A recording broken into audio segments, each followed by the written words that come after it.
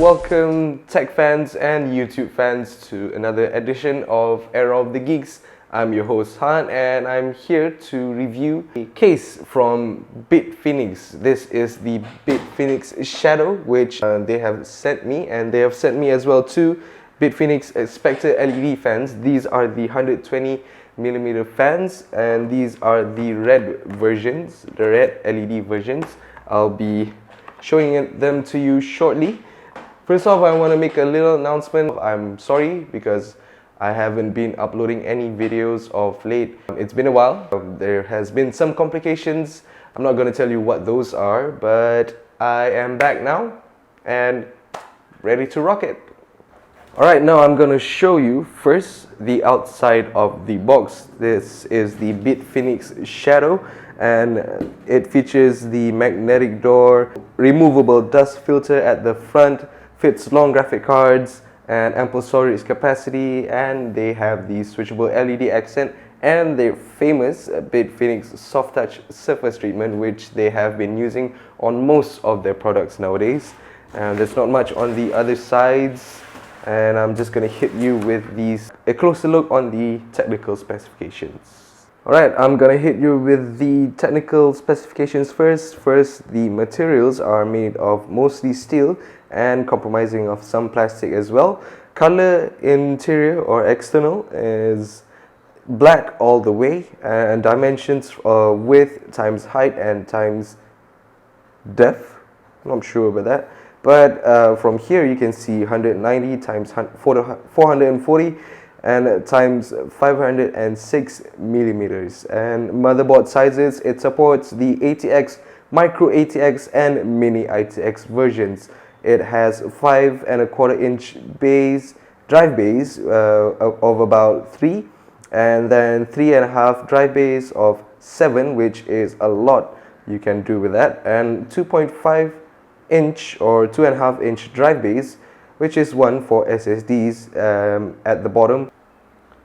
So here is the case itself. On the right side, there's not much. It's all plain and there's no ventilation holes here. And on the top itself, no, there's nothing as well. So you can't put a radiator or a fan on top. And on the other side as well, you have this same look, which is all plain. And it's actually a nice, clean look, to my opinion.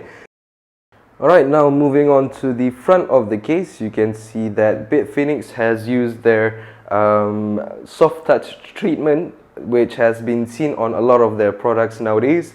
It's a good feature, and it really helps with the minimizing of the fingerprints that's from your filthy little hands. And you can see the Bitfenix logo right there and two ventilation areas over here. And this case opens up from the right to the left. Unfortunately, you can't move it on the other side, but that's okay considering its price, which I am going to tell you in a short while later.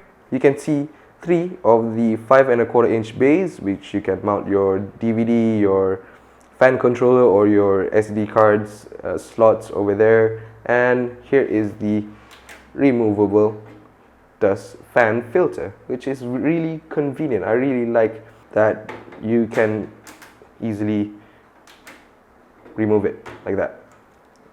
You can see that you can put 2 fans at the front. I think you can only fit 120 millimeters here.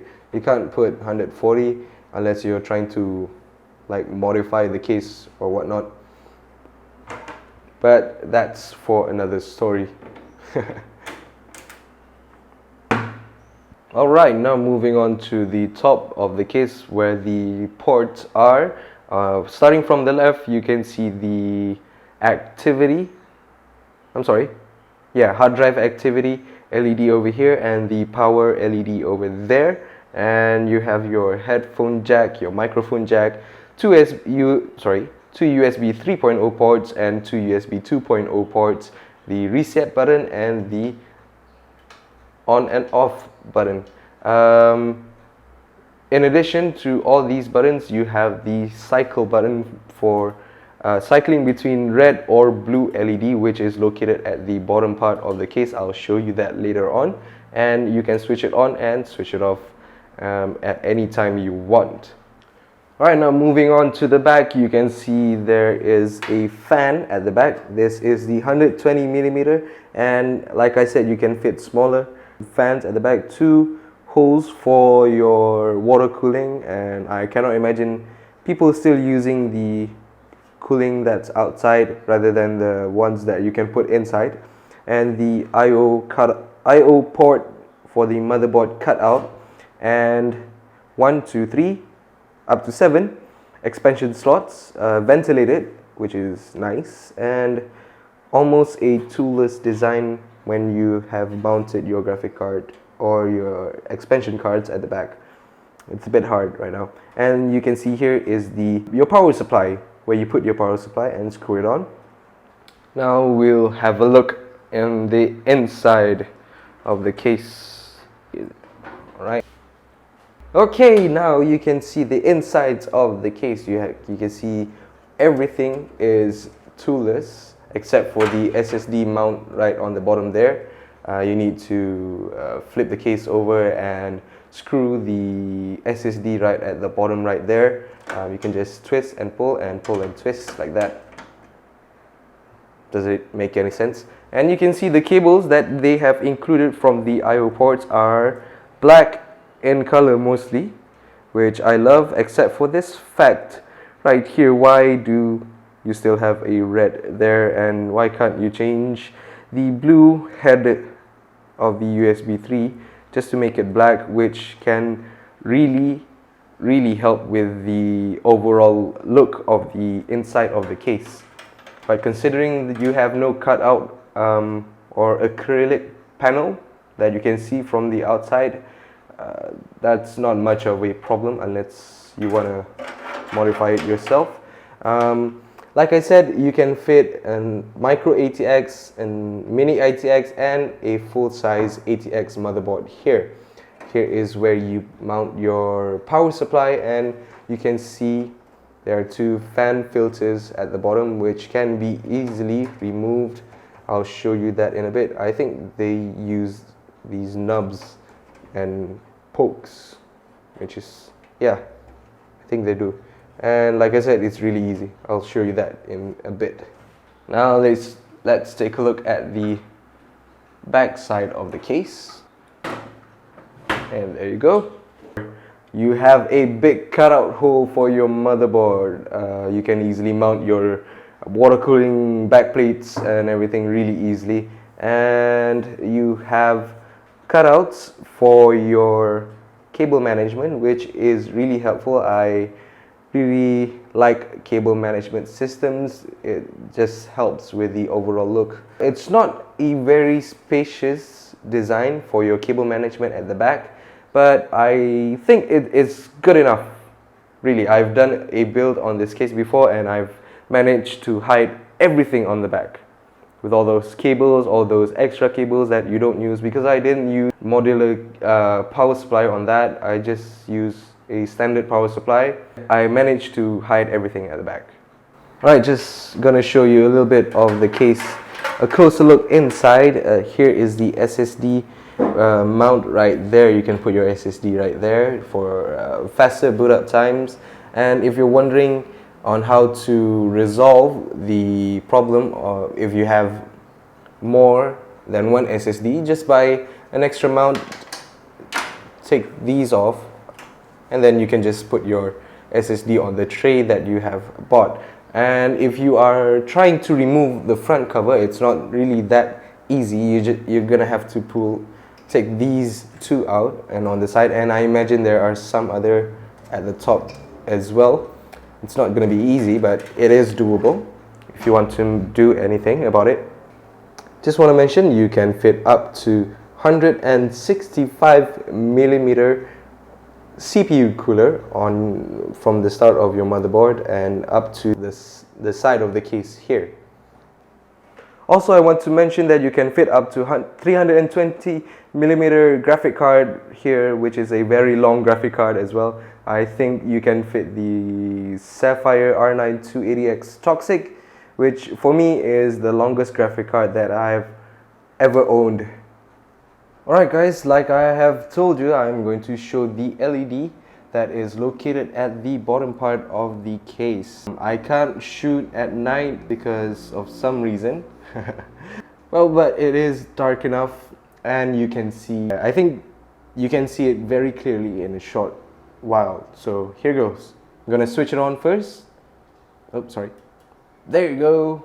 See? It's all bright red. It's all nice. Look at that. It's very nice. Ooh. And then you can change between two colors, which is the first one would be red, the second one would be blue. And switch on red, blue, red, red, blue, red, blue. You can act like a police right now. So I'm just gonna, sorry. And as I have mentioned to you as well, I'm going to show you the Bitfenix Spectre LED fans mounted in the case and in the dark. So you can see the light right now. 1, 2, 3. Here you go. There you go. Doesn't it look nice? I'm just gonna move it a bit. And here is the Bitfenix shadow case without the filter. And here is with the filter. You see, it looks very nice. Yeah, it does. And the red LED complements well with the Bitfenix LED at the bottom as well. See? Ah, nice. And it's actually pretty quiet. I'm just gonna take off the camera here. Just gonna position it closer to you guys, where you guys can hear the case fan itself. Can you? It's pretty quiet actually. Alright, so that's it for my review today of the Bitfenix Shadow. To round things up, good build quality, nice clean design. Everything is all clean lines and all flushed together. There's nothing weird about it, like something popping out like it's about to poke you or something. And the soft touch treatment is very nice at the front, and it was not practical to put it on the top, on the sides as well, because you'll be putting your filthy hands and it would wear out eventually. Just to put it at the front would be a smart move from Bitfenix themselves. And considering that you have 3 bays and then removable dust filter just like that, that is what I love.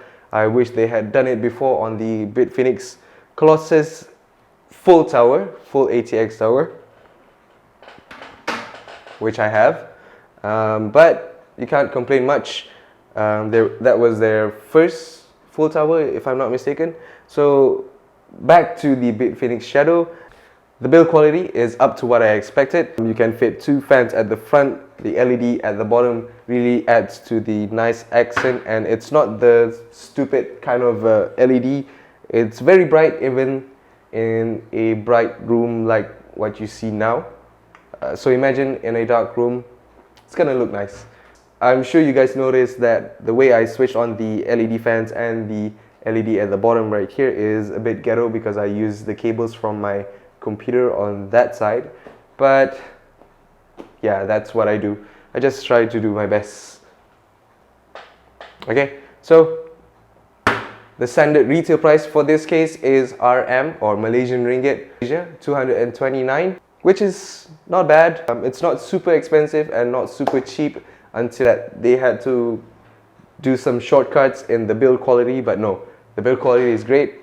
I would love to see that the top part has some ventilation, so that I can put some twin or a dual radiator, so that I can put the water cooling inside and looks more nice. But with the name Bitfenix Shadow, I guess it goes along with it. Do like the video if you liked it, dislike if you disliked it, comment on the comment section below, and don't forget to subscribe to my channel, because I will still have more videos coming. And as always, Era of the Geeks.